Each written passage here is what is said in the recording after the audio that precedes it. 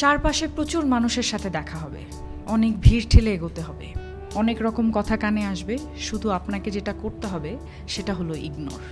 জীবনে কিছু মানুষ আবর্জনা ছড়াতে আসবে, তাদেরকে আগাছার মতো উপড়ে ফেলে দিতে হবে। লাইফ আপনার, বাউন্ডারিও আপনাকেই সেট করতে হবে। নেগেটিভিটি যেখানে দেখবেন সাথে সাথে সেখান থেকে দূরে সরিয়ে নেবেন নিজেকে। শুনতে খারাপ লাগলেও আপনার কাছের অনেক মানুষ আপনাকে খারাপ দেখতে চায়। তারা চায় সহানুভূতি নামক মলমের তলে একটু কাটা ঘায়ে নুন ছেটাতে। আপনি সিম্পলি সেই সুযোগটাই দেবেন না। অযথা তর্কে যাবেন না, বোঝাতে যাবার কোনো প্রয়োজন নেই। আপনার সামনে কেউ যদি বলে আপনি মূর্খ, তাই মেনে হেসে বেরিয়ে আসুন। ওই যে সময় আর এনার্জি বাঁচিয়ে নিলেন, ব্যাস কেল্লা ফতে।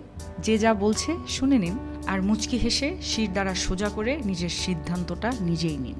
যারা নিজের সিদ্ধান্ত নিজে নিতে পারে তারা আসলে জীবন চেনে, বোঝে। আপনাকে নিয়ে যখন বাকিরা সমালোচনা করতে ব্যস্ত থাকবে, আপনি ঠিক সেই সময়ে গাছ লাগান, ঘুরে আসুন, রং তুলি নিয়ে মনের মতো ক্যানভাস সাজান, বাড়ি গোছান, গল্প পড়ুন, পারলে আরও দুটো সাহিত্য পড়ে নিন, নিজের পুরনো ফটো দেখুন, ব্যাডমিন্টন খেলুন, ছবি তুলুন, চা খেতে বেরিয়ে পড়ুন, নামাজ পড়ুন, পুজো করুন। মোট কথা, তাদের কথায় রিয়্যাক্ট করবেন না একদমই। যা বলছে বলুক, আপনার কানে এলেও ফেলে দিন। দিন শেষে আপনি জানেন আপনি কি, কেমন, আর এটাও জানেন যারা বলছে তারা আপনার কাছে জাস্ট ম্যাটার করে না। ঠিক এটাই একটা